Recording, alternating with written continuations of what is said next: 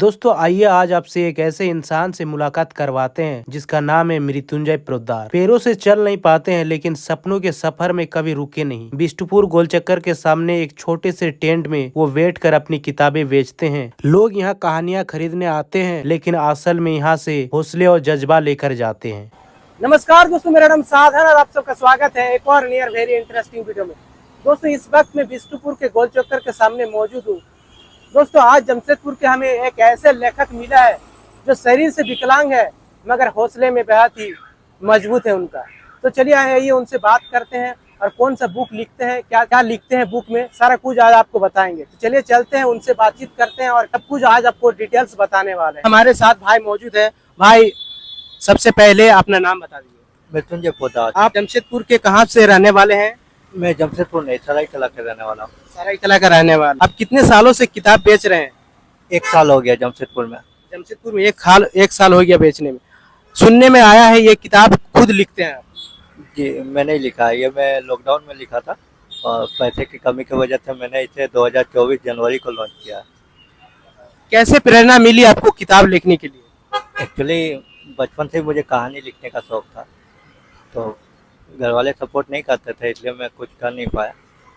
तो 2020 के बाद से मैंने कोशिश की और 3-4 किताबें लॉन्च की ऑनलाइन। आप किस तरह की किताब लिखते हैं? सामाजिक, बाल साहित्य और ऐसे जो लोगों को प्रेरणादायी मोटिवेशनल स्टोरी।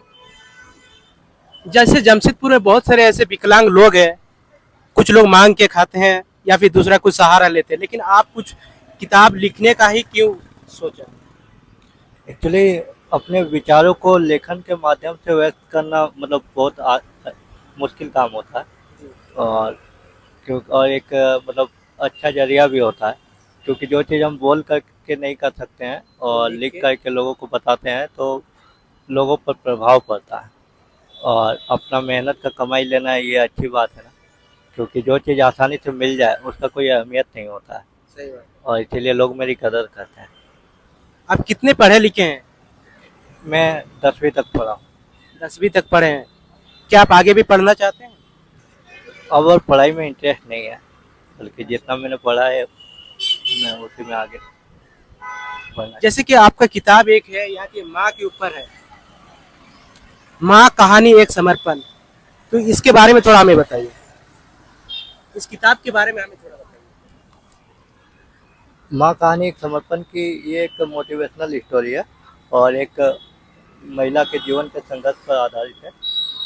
इस किताब को मैंने 2020 में जब लॉकडाउन था तब लिखा था, तो पैसे की कमी के कारण मैं इसे पब्लिश नहीं कर पाया।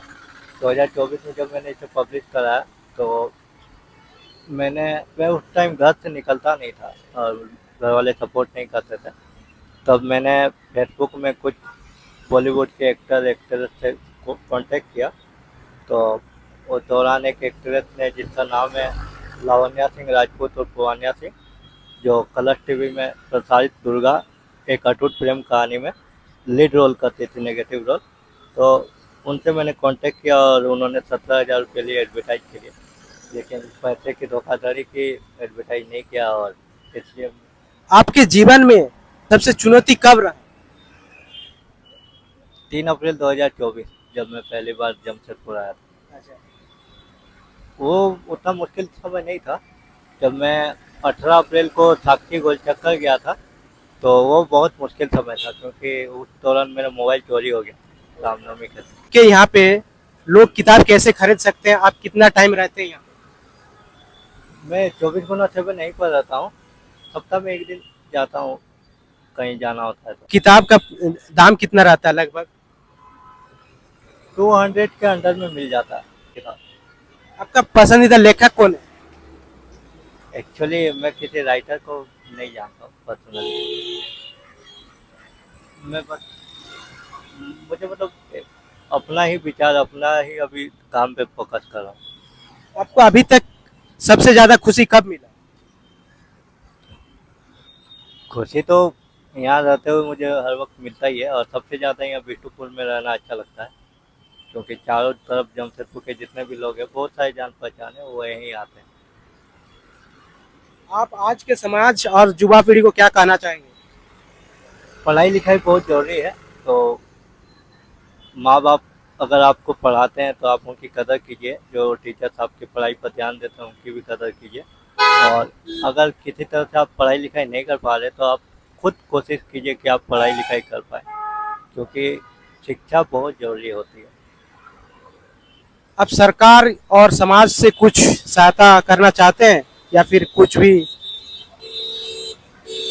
मुझे कोई सहायता नहीं कर सकता जहाँ तक, क्योंकि एक ही है जो सहायता कर सकते हैं, और वो ऊपर वाले। जाते जाते जमशेदपुर के सभी युवा पीढ़ी को क्या कहना चाहेंगे? एक्चुअली क्या होता है ना कि कम अपना जो स्वाभिमान से अपना मेहनत करते हैं, और ये बहुत अच्छी बात है। और मेरे जीवन में जो कुछ हुआ है तो उसके आधार से आपको कहना चाहूँगा, अगर आप कोई चीज़ क्रिएट करते हैं, कोई प्रोडक्ट बनाते हैं, तो उस प्रोडक्ट का ब्रांड एम्बेसडर खुद बनिए, दूसरों पर भरोसा मत कीजिए। जो लोग किताब खरीदना चाहते हैं या पढ़ना चाहते हैं उनको आप क्या कहना चाहते हैं? आप ऑनलाइन में मेरा किताब ले सकते हैं, या बिष्टुपुर रीगल के पास आके डायरेक्ट ले सकते हैं। गूगल में जाकर मेरा नाम टाइप कीजिए, मृत्युंजय पोद्दार बुक्स, और आपको सारे बुक्स मिल जाएंगे। तो दोस्तों आपने सुना जमशेदपुर का रियल हीरो के बारे में स्टोरी, एक कहानी। दोस्तों आप भी अगर किताब पढ़ना चाहते हैं या आपके परिवार में कोई किताब पढ़ना चाहते हैं तो विष्णुपुर गोलचक्कर के सामने हमारे भाई मिल जाएंगे। आप इनकी किताब जरूर पढ़िए और इनका थोड़ा सपोर्ट जरूर कीजिए। तो दोस्तों आज की इस वीडियो का समाप्त करते, वीडियो आपको कैसे लगी हमें जरूर बताइएगा। मिलते हैं एक नई वीडियो के साथ, तब तक टेक केयर, बाय बाय।